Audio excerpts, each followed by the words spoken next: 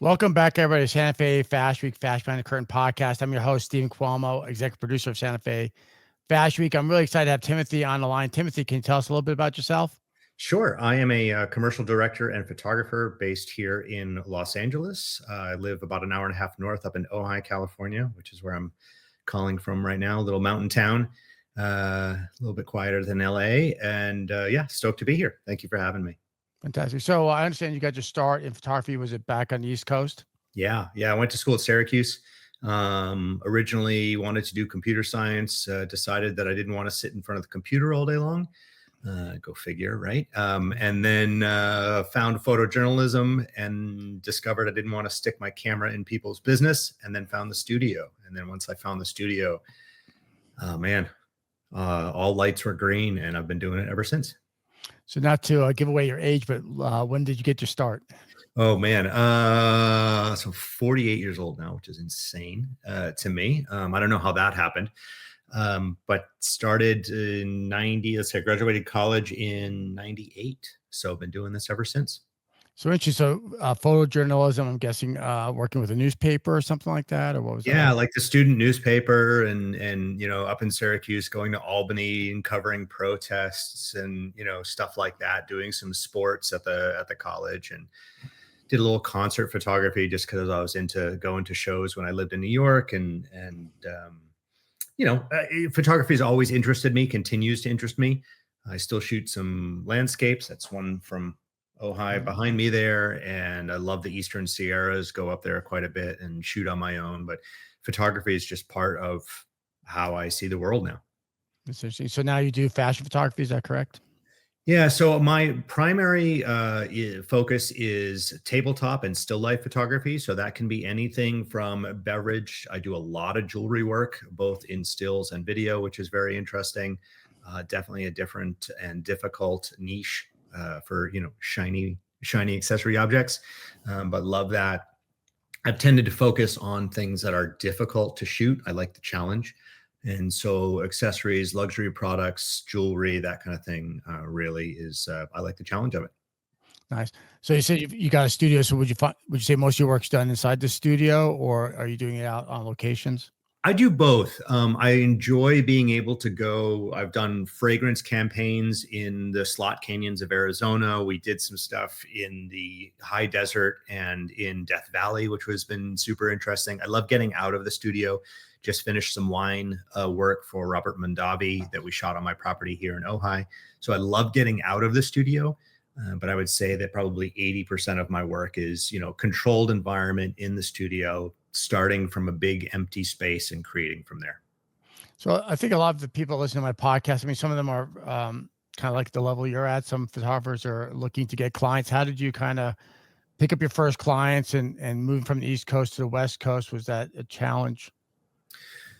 Yeah, I've kind of always, it's always a challenge, and it's a super challenging business, especially right now with the rise of AI. And there's a lot of a lot of question marks are going on in this industry about where are we going from here. But back when I was in New York, I was pretty relentless. I assisted for like a year and then got my own studio. My very, very first client was Sony. And I also did a lot of work for Ernst & Young, the accounting firm. Contact, just network basically. I had several friends who were photo agents, and it was like a referral of a referral of a referral. And like any business, it just takes a lot of networking and a lot of perseverance and just hard work. And then you start to build a client list. And 25 plus years later, here we are. I see. I spoke to a woman yesterday. I haven't posted her podcast yet, but she's in New York and she's launching her own fashion magazine. But she was talking about this networking event in New York. I'm guessing Manhattan, and there's like 600 people in the industry. Anything from like photographers, models. I think also some people in the technology side, like you said, AI stuff like that. Yeah, And there's actually a networking event coming up here in Albuquerque. I always find it interesting. My background as a stockbroker most of my career, yeah, and for business people, networking is like a thing, mortgage people, realtors, stuff like that. yeah. But it's interesting to hear from you and this woman I interviewed the other day that networking is alive and well in the creative field, would you say? Absolutely. And I do think it's going to be even more important going forward because what's going to separate us from the machines in a way is our relationships with people. And in a photography sense, or if we're directing a commercial or something like that, you're on set with these people for 12, 14 hours a day. You better like who you're working with. And so developing those relationships and strengthening those relationships with clients, both perspective, new, old, you have to keep those up, because that's what's going to keep you top of mind for people. So it's more important now than ever, more challenging than ever, but more important now than ever. Well, what are as you're speaking, it kind of dawned on me, photojournalism. You're seeing a lot more, almost like documentary type of content on TikTok. Yeah. Obviously, like the days and lives, but also, I spoke to another woman yesterday where she has a bra and underwear panty business, but she built out her community first, like 2,000 women, asked questions like, "What challenges you have with your bras?" Yeah. And then did like order the product overseas, if you will, give Smart. some to the community and back and forth. But this whole like documenting the journey, because part of it was like the challenges of starting this company and the feedback and stuff like that. So I wonder if photojournalism slash videography, storytelling, do you see that as part of the process? Well, yeah, in a way, that is what social media has become. We're documenting everything in our lives these days. I was cleaning out and preparing some stuff with in some storage that I have, and I threw out some portfolios that I used to spend thousands of dollars on back in the print days, and I threw those out, and man, that got a lot of attention on Instagram, because a lot of photographers were like, oh, I threw out my books, or I still love books, or print is dead, all these conversations. But the point of that is that we're documenting everything all the time now. It's almost that everybody's a photojournalist. That's a stretch, and I'm sorry to photojournalists out there Yeah, yeah, for yeah, making that yeah. comparison there. But we're documenting everything these days. Everything is published and shared, and it's all out there. With that said, so you've had a bit of a long career. How has that affected your business going from like back in the day? I'm 61, so when I was in high school, it was in 80 when I think it was a Pentax K1000. That's when I Nice. really fell in love with photography, and then in college, with the dark rooms and stuff like that.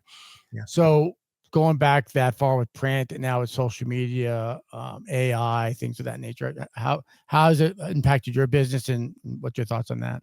Oh, I mean, I'm quite pessimistic around our industry in general and its resilience around AI. A lot of clients, not everybody, is going to go towards lowest common denominator. And AI is really good. Let's face it, it's not great, but it's as bad as it's ever going to be. And that's the scary part, I think, Mhm. is it's already doing amazing things and moving at a super fast pace. And anytime anyone says, "Oh, AI can't do that," I'm like, give it a week.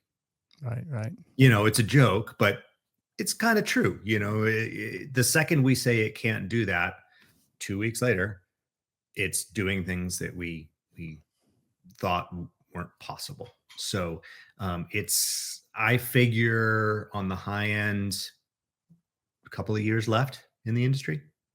Interesting.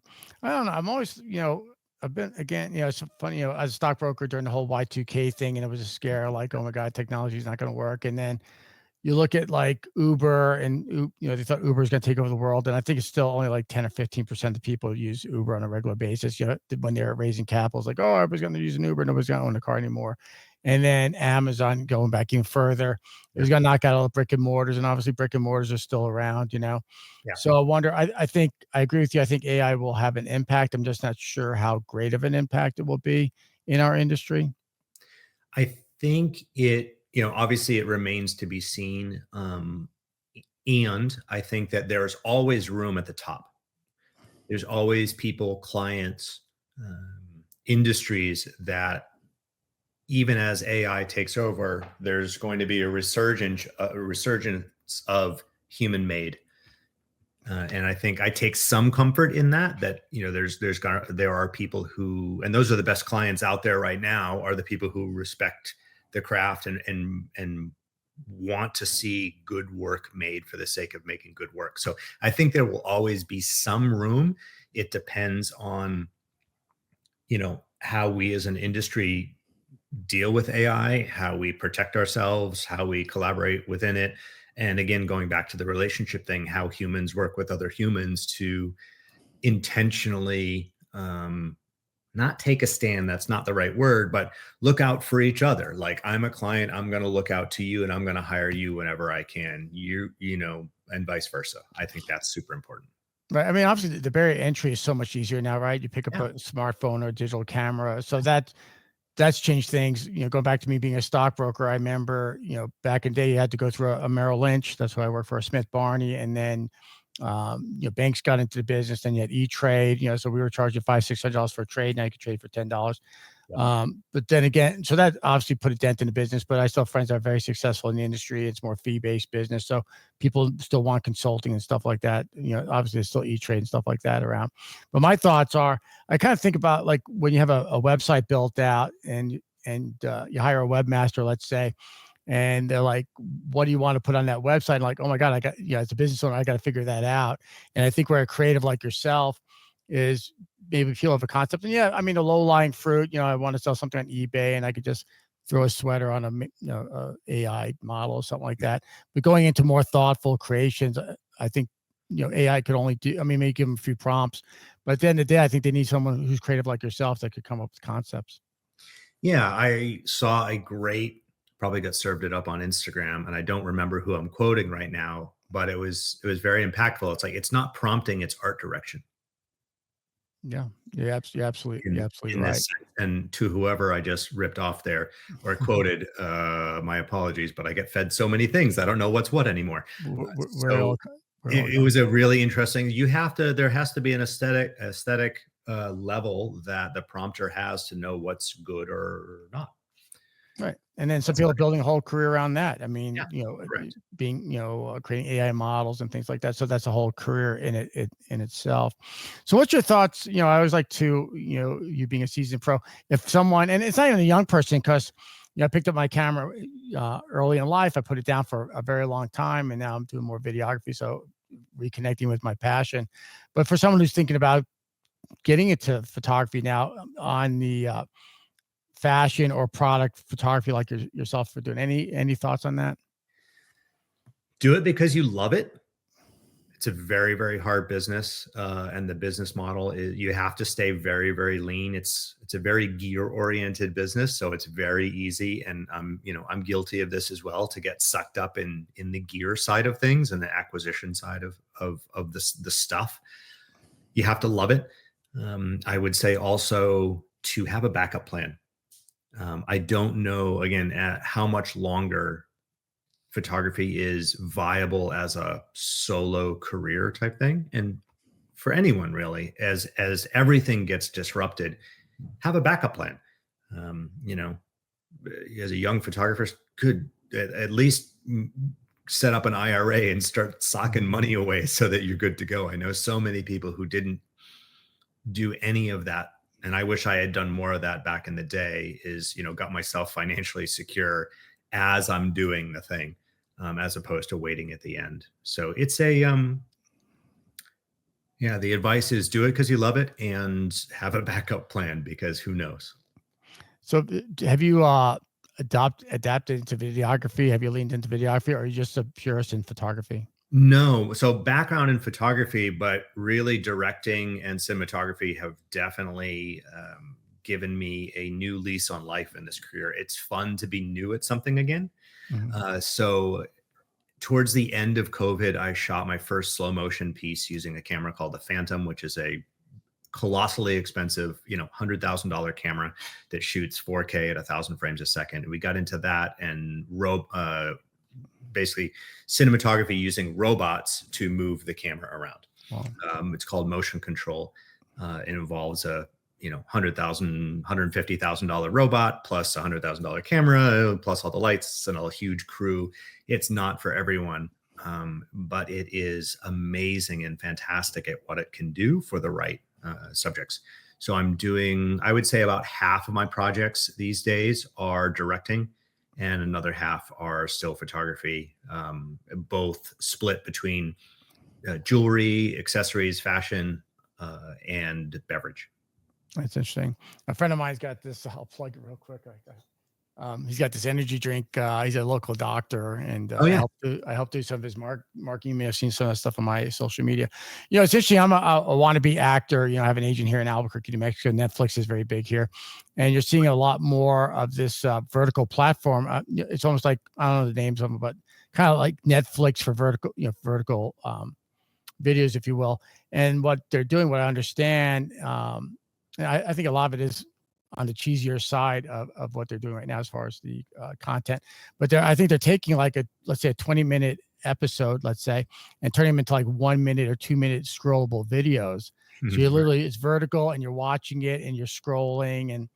and watching as much as I guess you can watch at any given time. So I think videography, and then I'm trying to figure out how in my own life, in my own business, how that might convert over to like TikTok. I mean, right now obviously you could do that on TikTok and create documentaries and that kind of stuff. But I'm not sure if people are going through TikTok to consume that kind of content. Yeah, it's so platform specific now, and it's wiring our brains. I mean, all of social media is just designed to have us on there as long as possible, right? Exactly. That's it's the whole psychology around it.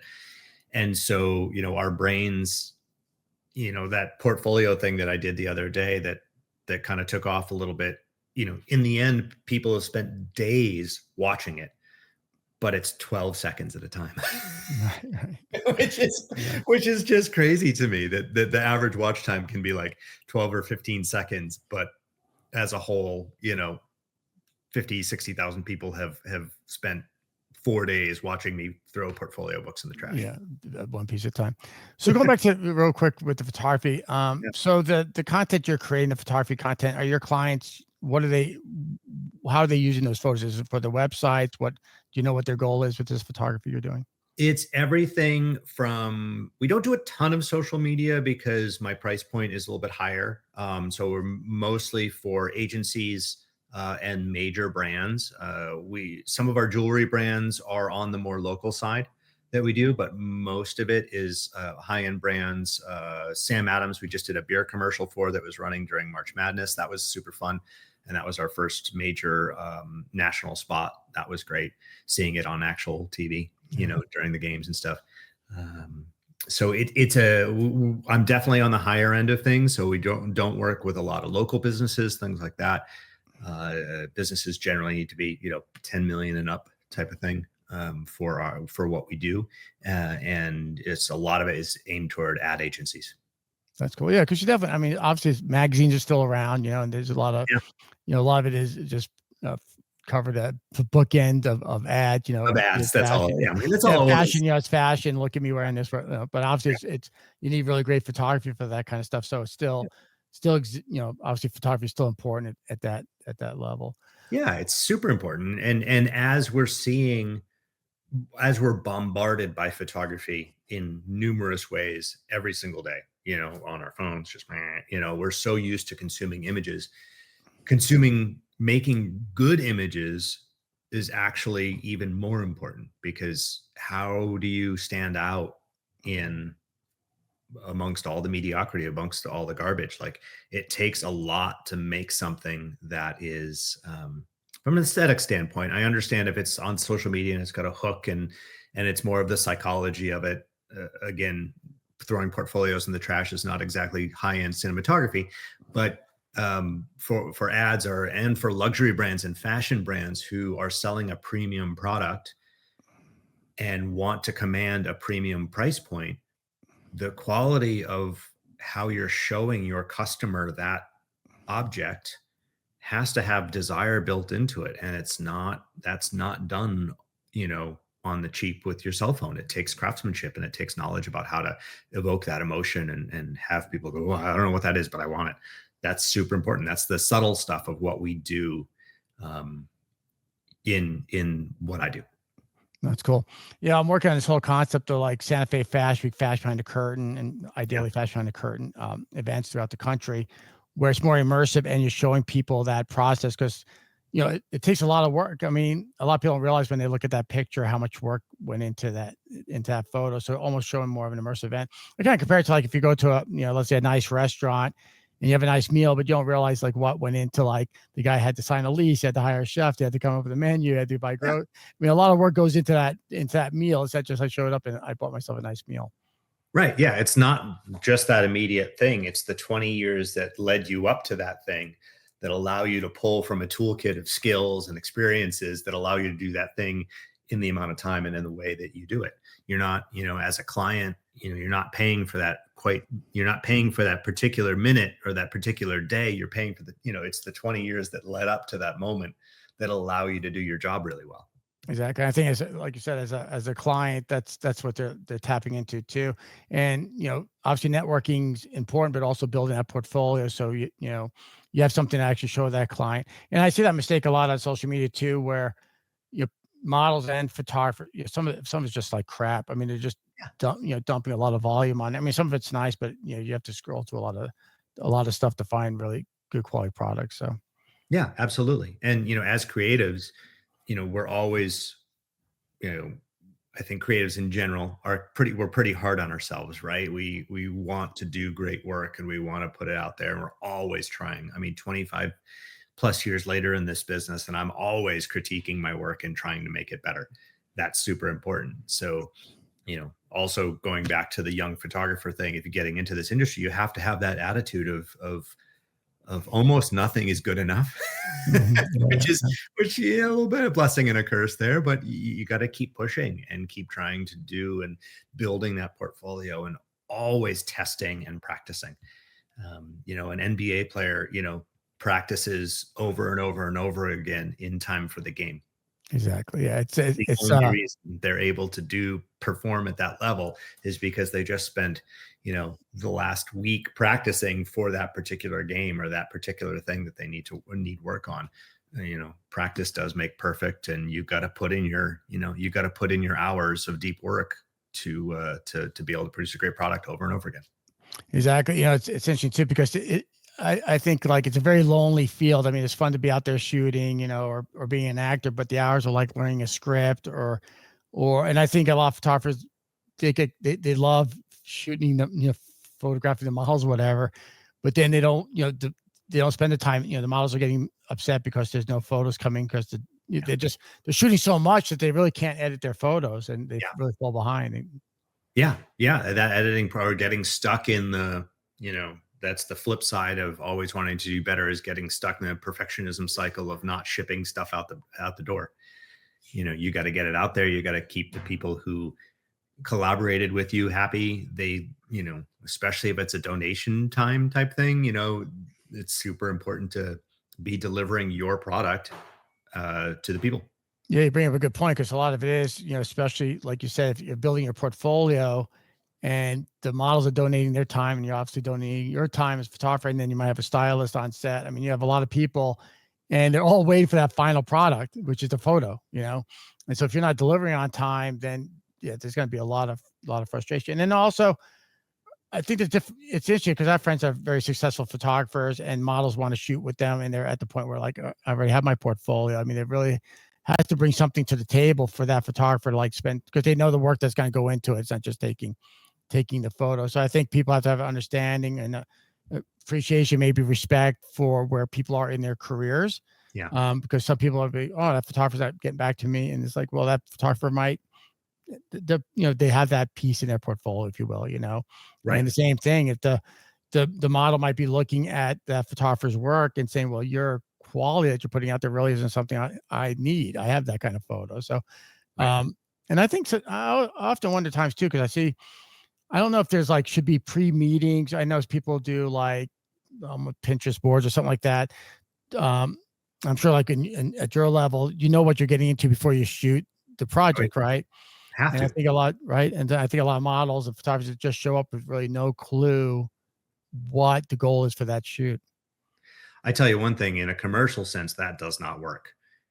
You know, even when we're estimating a project, and this is also a slight message to clients, is like we have to know what we're shooting in order to give you an estimate. I had a very famous wine company reach out to me that's owned by a car manufacturer, an Italian car manufacturer that everyone will know, and they also have a wine brand. And it's like, well, you want numbers for what? Do you want to go 55 miles an hour in a Toyota, or do you want to go 200 miles an hour in a supercar? They cost different things.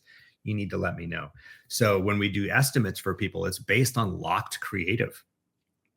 We need to know we're making 6 pictures. It has an elephant and a mouse and a tiger in it. Like, that has a particular cost associated with it. So having those things dialed in, approved, not messing around. There's too much money. You've got 15, 20 people on a set standing around. You can't be, scratching your head, or you want to minimize the head scratching as much as possible so that you can execute on what's already approved, on what the vision is, and then you can expand for there. But we have to know those things in advance. So you're not just trying to be difficult. I'll leave with this thought. As a producer of a fashion week, it's interesting because designers pay money to be in the show, and then this conversation came up. I've been doing this for like 12 years now, but the first year or two about photography, and so you have photographers on set, they own the photos. The designers may want photos from the event, and then how are those photos going to be used? It's going to be the website, social media, Yeah. and then as a producer of the show, I don't want to guarantee X amount of photos, because if you're not satisfied with the photos you're getting, and it could be good photos, who the heck knows, right? And so having that conversation and I let them negotiate that between the photographers and the designers. It's like, Mhm. you guys work it out. I'm not going to be responsible for that. Have you ever worked on any fashion shows, or do you have friends that work in fashion shows? I shot a few fashion shows back in Syracuse. Mhm. I did the poster for one of the senior fashion shows in stills, and then shot the event as well. And then I had a friend in New York who's a designer, Tani Keller, and I actually produced one of her fashion shows for her one time. It was really talk about a lot of work, man. That is a brave business to get into. Yeah, I appreciate that. But you understand, as a photographer, those challenges, right? Working with them clients, and I often talk about my daughter just got married to a really great guy. They're in Charlotte, but I talked about, they didn't know the book, The Five Love Languages. I'm not sure if you're Yeah, yeah, I know that one a lot. Yeah, but it's all about expectations, and so I often have that conversation with my designers that are in my shows, and the models, photographers, everybody's involved. Like, what's your expectations, and having that difficult conversation, because if if that's not talked about, you're gonna have to me, you have a big issue at the end of the day, because it's right. like, well, I thought I was gonna get this. Well, if we would have talked about it, and then maybe it wasn't just a good fit. So Yeah, yeah, yeah. Laying out expectations, being very clear in paperwork, in terms and conditions when you're signing a thing. Like, the more upfront you are, the better it is for everybody, because it outlines the expectations. You brought up a very interesting point about usage, and the way photography works. And a lot of clients may not know this, depending on the level, but when you're commissioning a photographer to make an image, the photographer owns that image, even if it's your product in there. And so licensing, and you're buying the license to use that image for your commercial gain. So it's very important to negotiate all these things, and not assume that just because you're paying the photographer's day rate that you own the image. exactly. Well, Tim, I really appreciate your time. So you're a surfer? Yes, surfer, snowboarder, just love being outdoors. We're gonna head up to Mammoth this weekend. It's closing weekend, so get a few turns in on the mountain in the last remaining snow, and then enjoy the summer. So, yeah, I have to ask you, have you ever skied New Mexico? I Taos, have or not. I need to do that. I was just talking about that. I'm in the middle of revisiting Better Call Saul now. yeah, yeah, So yeah, I was like, oh God, I've never been to New Mexico and Taos. I need to go do that. yeah. I'm a huge fan of Better Call Saul, and yeah, you see it filmed, well, when it was being filmed here in New Mexico. But yeah, let me know if you ever make it to New Mexico. Will do. Santa Fe's got good skiing, Taos. But yeah, there's often times where people will get more snow in New Mexico than they do in Colorado, and That's they'll come crazy. down and Yeah, ski. it's such a mind melter to think about that, but definitely need to explore that. Did Japan for the first time this year, so that was super fun. And yeah, I love being up in the mountains.